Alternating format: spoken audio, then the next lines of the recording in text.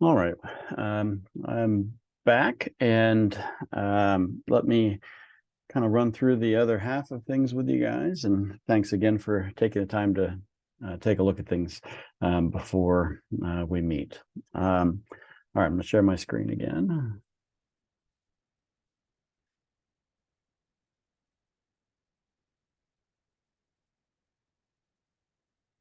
And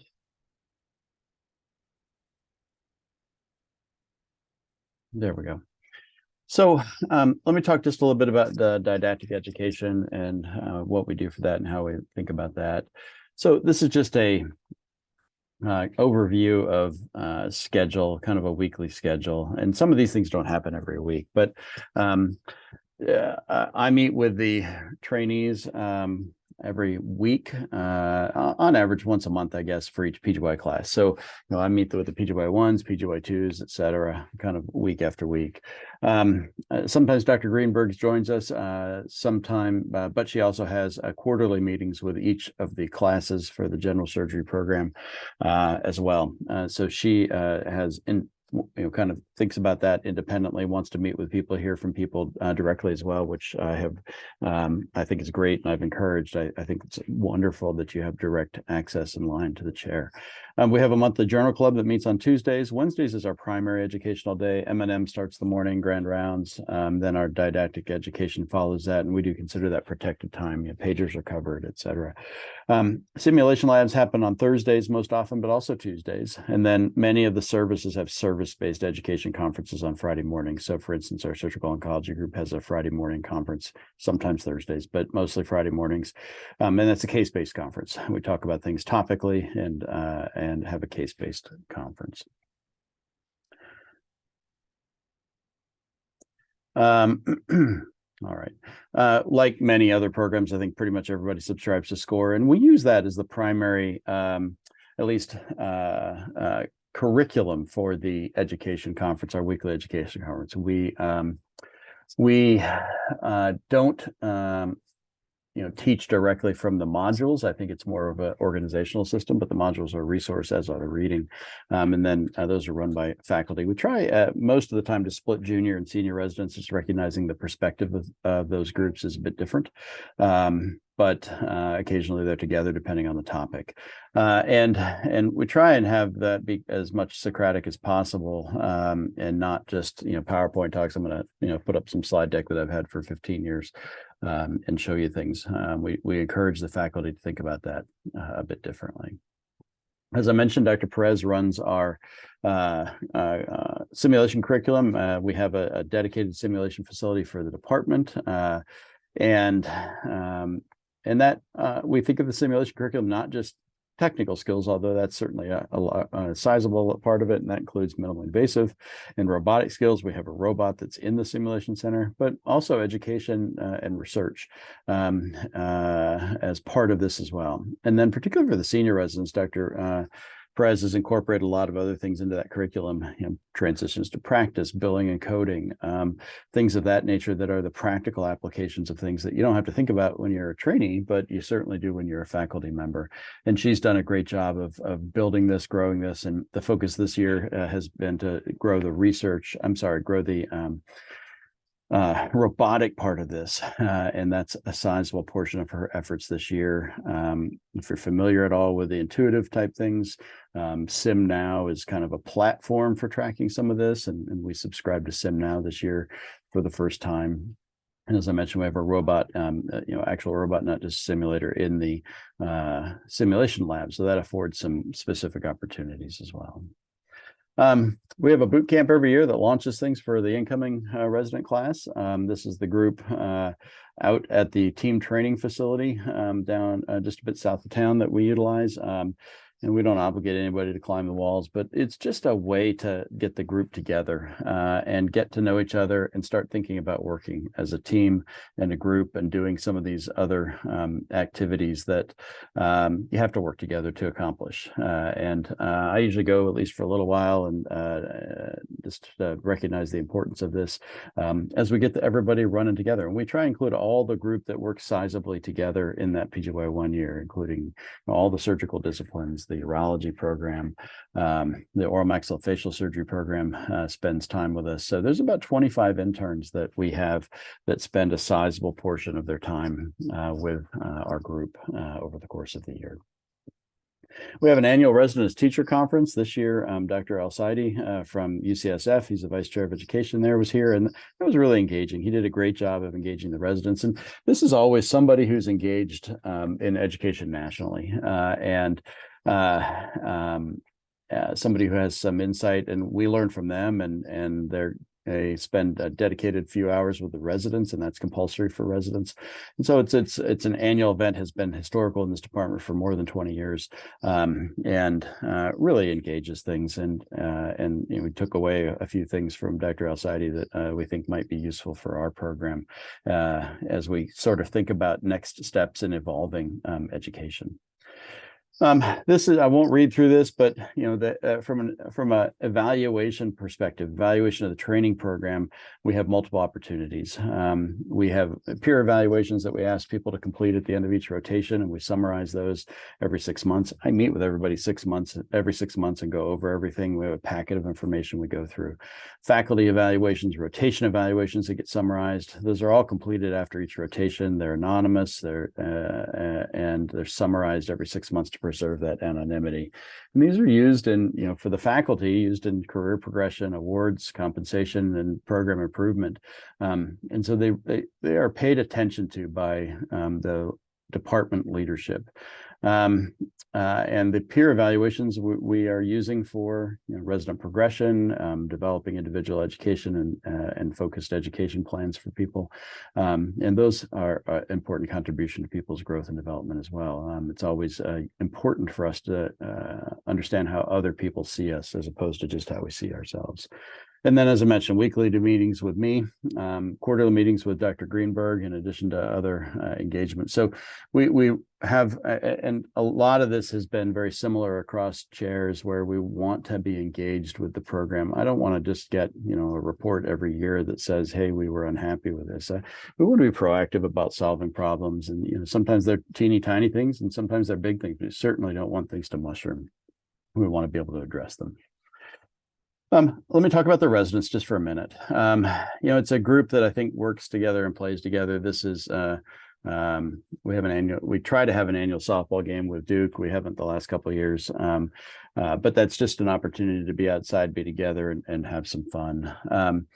If you go into Durham on a couple of the main roads, there's a sign that says you can read that in City of Medicine, and obviously Duke has a longstanding tradition. And for those that aren't familiar, Duke's, it's about 10 miles from us, so we're proximate to each other.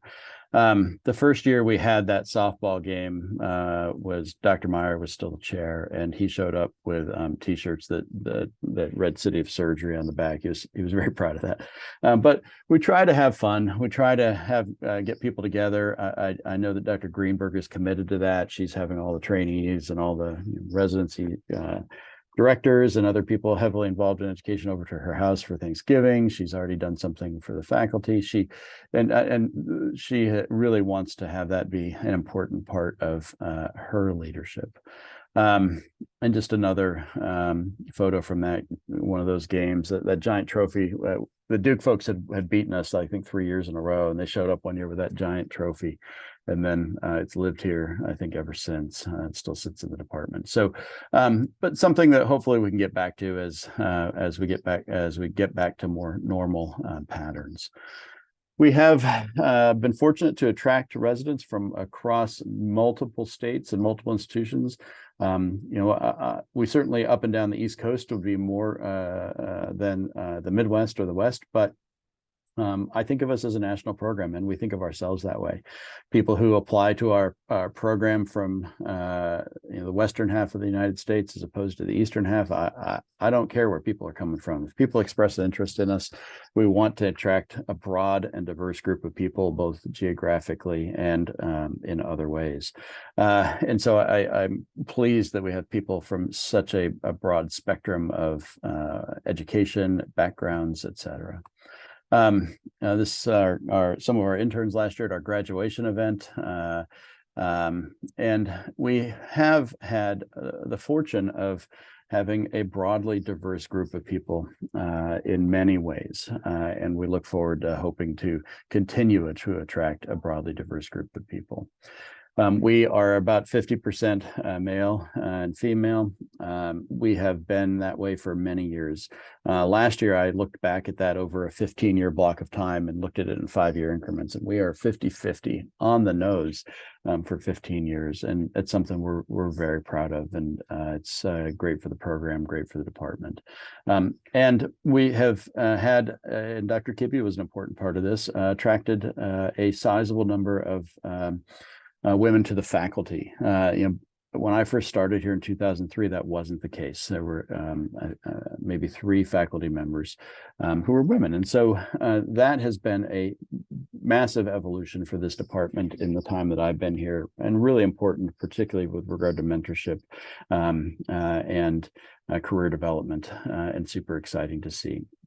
About 20% of our residents in general surgery fall in the underrepresented in medicine category. And that's an area that we have specifically been working hard at providing an environment that fosters those who come from diverse backgrounds and helps mentor people. And that may be people from underrepresented ethnic groups. It may be people who are the first person in their family to go to college. Perhaps it's people who came from smaller medical schools that didn't have as large of an academic footprint. In many ways, we want to try and have robust mentorship for our trainees. And we do have a defined mentorship program that we assign people to when they arrive. I ask for some general guidance from individuals as to who they are assigned to, and then we assign them to individual faculty members. And the reality is that your mentorship team grows with time. But that at least gets the ball started. About half of our trainees are married, and a smaller proportion with kids, but that is growing, and that's been a positive change for us as a program as well. The majority of our folks go to fellowship after residency, and about 20% go into practice. I include primary practice being military practice, and so if you include that, about 20% I do that. That piece of the pie has shrunk over time. I've updated this slide for a number of years, and I just kept updating it and not taking away. And the truth is that the majority are going to fellowship now. All of our graduates from last year did. This is the group from last year. From screen left, Laura Purcell is a pediatric surgery fellow at UT Southwestern. Stephanie Lumpkin is doing critical care at Duke. Kathy Marilanda is vascular surgery at Penn. Mary Kate Bryant is minimally invasive surgery at University of Washington. Emily Barnes is at Ohio State doing acute care surgery. And then Emily Newton is at University of Kansas for thoracic surgery. And then I include the rest of these just so it's there in the PDF documents, but so people can look at it. I won't spend any time here. You'll see a variable number of graduates, and that's because we aren't a research mandatory place, and so sometimes we have more than our complement of 7. Sometimes we have fewer. We don't like to have fewer than 6. That gets us in trouble, and so we sometimes will add somebody at the PGY 4 year from elsewhere if we find ourselves in that situation. But just so that this is there for reference in the future, and you can see it's a cross section of specialties. This year in particular, a lot of people in critical care. That's become popular, I think, for many reasons, particularly those who want to have an academic practice, recognizing the way you can block time for an academic practice. But a pretty broad cross-section of specialties, including vascular and thoracic. And 3 of our folks who are graduating this coming year are going to do thoracic, one at Emory, one at Kentucky, and one at the University of Utah. So it varies a little bit year to year. This was this group is very proud of themselves. That's my office, and I drink a lot of Diet Coke, and they're all drinking my Diet Coke, and they've replaced my refrigerator with Diet Pepsi. They were very proud of themselves that year. But I thought that was pretty awesome. So this is what we think of as our commitment to surgical trainees. You know, all the following, and most of this is stuff you would hope for and think about, both clinical and professional development, academic development. I'll talk about that in a minute, and then mentoring. I mentioned that. Support for academic activities, and that's in the next section as well. And then wellness. Tim Farrell is our vice chair for education. Tim is heavily engaged at the School of Medicine level on efforts focused at wellness institutionally, and we've been fortunate to have some progress there. I mentioned diversity in many different ways, but and our department has, I think, evolved in the last 3 years really positively, not just to try and recruit people from diverse backgrounds, and particularly those who are underrepresented in medicine, but to find ways to support them. Dr. Luigi Pascarella, who is likely will join us on the interview day. He has clinic that day on some of those days, but usually he's able to drop in as our vice chair for diversity and inclusiveness. And he's done a great job forming a diversity committee, and that group is made up of faculty and residents and functions in many ways, including supporting folks. And then we like to have a little bit of fun. You know, I think that it's a high stress environment. You work a lot, and so we should be able to have some fun while we're doing that. You know, this is the group, some of the group. This is one of our gatherings last year with at one of the local breweries. People brought their puppies, and this is some of the PGY 4 and 5 residents from graduation last year, hanging out after graduation. For those that aren't geographically familiar with Chapel Hill, we are centered in the state. We're reasonably equidistant between the coast and the mountains, and Chapel Hill is to the west of Raleigh, which is the population base. So Durham sits just a little bit north. Chapel Hill sits a little bit south of Durham, and then they both sit to the west. As mentioned, Raleigh is 25 minutes away. Wake Med's maybe 25, 30 minutes. It's on the northeast side of Raleigh. And so that's this green bucket to the east is Wake County, where Wake Med sits. I'm not going to talk more about living here, other than, as I mentioned earlier, it's a pretty easy place to live. We really enjoy I think that both things like climate, but also geography. It's easy to get places for the weekend, and a lot of people are able to get away for the weekend to do things they like to do. But the day-to-day is pretty good too. And we don't spend a lot of time sitting in traffic. Residents take a lot of home call for those reasons, and so that's an advantage as well. I'll talk about research for a moment. This is what things look like as far as number of residents in research each year. It has kind of steadily and slowly grown over time. This is cumulative. So this is people in their first and second years of residency. Research time.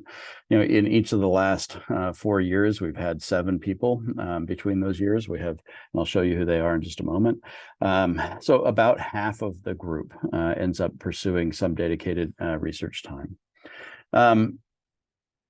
It's broad, and it mirrors, you know, health services, global surgery, basic and translational research. My apology for the typo there in formatting. And we have robust efforts in all of these areas. The department has several independently funded scientists. The department itself has several T32 training grants. 2 T32 training grants, one in trauma, one in cancer. But more importantly, there are relationships across many departments and many schools that people take advantage of. I'll mention those in a minute. And that includes funding mechanisms. There are multiple training grants on campus. And at the end of the day, people recognize that surgery residents, A, are well qualified, B, pretty darn hardworking, and goal-oriented. And we've had a lot of great collaborations over the years. The School of Public Health is really well thought of. You know, if you look at kind of rankings, and this is the 2015 ranking, so my apology, we haven't updated, but it looks the same. UNC has a wonderfully thought of public health school, and that goes along with a lot of funding for work efforts with regard to research and dedicated research time. As some of you know, we have a sizable public and global health effort centered around collaborations in Malawi. And that started here with infectious disease and grew to OB. And then Dr. Anthony Charles here in our department has really grown collaboratively the surgical side of that. And many, many residents have been part of that. This is Dr. Charles here on the left, and some of his other colleagues, Dr. Reed, Dr. Jared Gallagher, who is also a resident of ours, and then a number of residents, and I haven't updated that, but I'll show you the slide in a minute. Selena On is one of our residents who's pursuing global health work with Dr. Charles this year. But Central Kamuzu Hospital is the site in Lilongwe, Malawi, and Dr. Charles has really built a sizable collaboration that is focused on research, but also education. He and several other members of the department were part of starting a residency program, and it's been a great place. It's not somewhere we spend clinical time, at least at present, although that's something we have the potential to do in the future. These are the folks that are pursuing dedicated research time this year. On the left are the first year, the folks in the year one. Ursula Adams is working with one of the wake med trauma surgeons. We have a funding effort with that group. Selena On, I mentioned, is working with Dr. Charles. Taylor Carter is interested in educational research, and she's working with Bridget Smith at the University of Utah, and then Luigi Pasquarella here as a co-mentor on educational research, and she's pursuing her Master's of Education. Then Hannah Trembath is working with Dr. Ye in her lab, as is Joe Kearney. So Joe is in his third year. He decided to take 3 years and pursue research. Kevin Chen is working with Jose Guillem, one of our colorectal surgeons. Then Sean Gomez in computational biology and informatics is part of that. And that's an example of kind of across disciplines. Kevin wanted to do something with AI and machine learning. And Dr. Gomez is a primary mentor for that. And he's interested in colorectal surgery. So he's working with Dr. Guillem. And then Catherine Atkins is working with Dr. Charles more domestically than internationally, but also focused on some global efforts. So I won't read through this, but in essence, we want people to be academically engaged, even if they don't take independent research time. We have a goal that we hope people publish 3 manuscripts, and hopefully the first one is in their first 3 years. And then Dr. Ye has been a huge part of that in meeting with people regularly, helping identify mentors, helping identify projects. And then we're in PGY 2 year, we're working on funding sources. We have mentors identified. We're pursuing that. And then research time after PGY 3 year. We have an annual research day. That's been a little different the last couple of years, but we're getting back to that now as we look forward to kind of being back in person for all of that. Dr. Ye has a bunch of resources she set up. Her email's at the bottom if you have any questions about this, but we've got biostatisticians that she engages, database managers, so we have access to all of the national databases, pre-award services. So if you're applying for an NIH F32 grant, a postdoctoral grant to support work, we've got folks that are engaged on that side of things. So she's put a lot of resources together to grow this. And then, let me talk about a few recent changes. Let me just talk about wellness. I do think there are cultural changes for the department and the program that we've undergone. As I mentioned, Dr. Greenberg is very interested in that side of things and engaged and wants to have ways to have the faculty and residents be together. We've implemented personal care days. So every resident gets a day every 2 months that's a scheduled day off.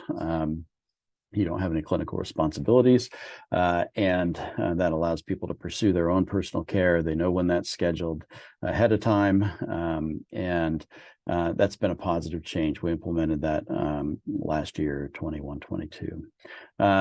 We worked on more defined coverage system for absences, and then it says upcoming changes in institutional GME parental leave policy. That actually was implemented earlier this year, and my apology for not updating that bullet, but it used to be that if you had you were taking parental leave, you had to use vacation first, and Then you had to go to non-paid leave, and the institution implemented a policy that preserves vacation time, at least with the first aspect of parental leave. The leave is for parents in general. So we have our first resident who is taking paternal leave this year, and that's a good thing. And these are all important cultural changes for us as an institution and us as a program. And so that has been a positive evolution for the training program. And then I mentioned that the department's diversity committee launched about 3 years ago with Dr. Pascarella's leadership, and then he subsequently was named the vice chair of diversity. And that's to provide support and development of both faculty and trainees. And the faculty resident mentorship side of that has specific goals to support individual growth and development broadly. And part of that, I mentioned Dr. Perez leads some of this effort. We have a subgroup of our DEI committee who reviews holistically the applicants who self-identify as underrepresented in medicine. And that's been a positive change. Since 2015, our program has reviewed all applicants who self-identified. But having a different set of eyes, a different group of people reviewing that has been really helpful to me as the residency director in identifying people we may overlook. And that group is advisory to me. They identify their top group, and then that group becomes part of the group we invite to interview with us. And as I said, that group also functions to try and support our trainees once they arrive. And that's been a significant change and a really great contribution to the residency program. And then what to experience going forward. Dr. Greenberg is our new chair, as I mentioned. It's awesome to have her here. She's an advocate for training. She's engaged in lots of training areas relative to training. She sits on the American Board of Surgery, and she has specific interest in surgical coaching, both for faculty development and trainee development. And she's done a lot of work in that domain and is involved in the Board of Surgery's efforts in that domain. And we're going to be participating in a trial, that multi-institutional trial as well, around surgical coaching. So I look forward to seeing kind of how she influences surgical education and brings new ideas to us. I mentioned that we'll have a new surgical tower that broke ground 4 years ago, and will be completed in early 2024 is the timeline, and they currently are on target. And that is going to be a wonderful addition. As I mentioned, it kind of will complete the facade of the medical center. And these are some of the renderings. So the middle top picture there, you're looking across just like you would in the photo I showed at the beginning from the parking deck, looking at the hospital. The oldest part of the hospital you can see in that prior photo is kind of covered by this big building here, which is our new surgical and ICU tower, and you can see other aspects of that.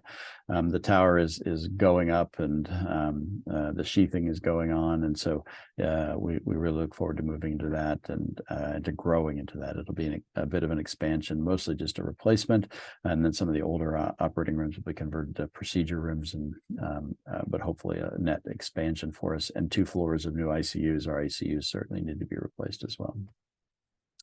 And then ongoing faculty recruitment. We recently hired 3 new surgical oncology faculty members. 2 have started, and 1 will join us in December. Pediatric surgery division chief is being recruited. Our previous division chief, Dr. Andrea Hayes, departed about a year ago to become the chair at Howard, and now is the chair of surgery and dean at Howard.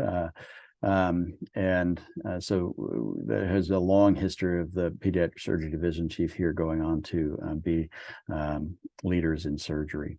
And then several assistant associate professor positions as evolution, natural evolution with a new chair happens, and ongoing faculty development in that regard. So I always end with kind of a little bit of what are we looking for? Well, we want people who want to be excellent, people who want to drive themselves to be really good at what they do. And it doesn't matter what you do, but I just want people to be continually improving, continually shooting to be excellent. And not thinking, well, I just have to get through this and finish. That is probably not the approach that will be successful here. Leaders of the program, leaders institutionally, and opportunities for leaders outside of the institution. And we continually look for ways to have people be engaged nationally in things that they are interested in and where they would be good fits. A commitment to professionalism and integrity. You have to be somebody who is above reproach. You have to be committed to that, and that has to be part of the way you approach things day to day.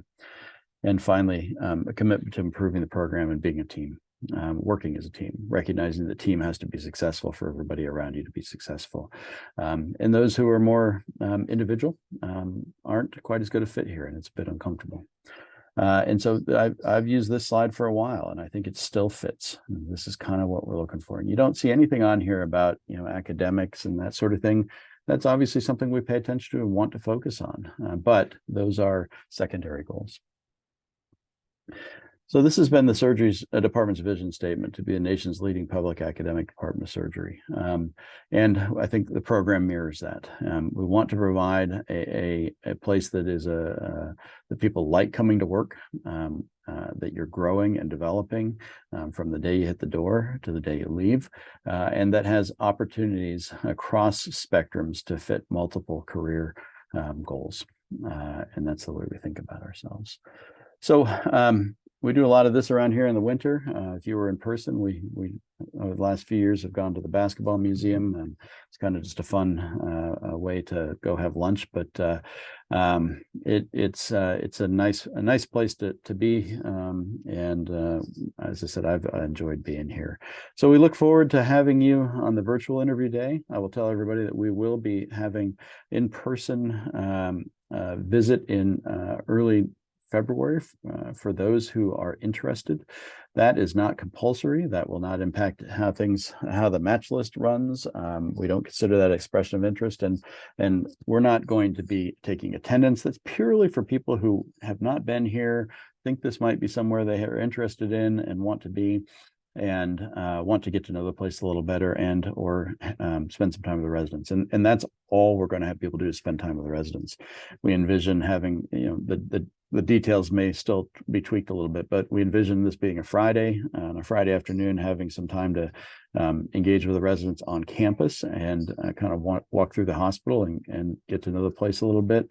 But more importantly, that evening, having an informal gathering at a resident's house, just to be able to interact and work with people.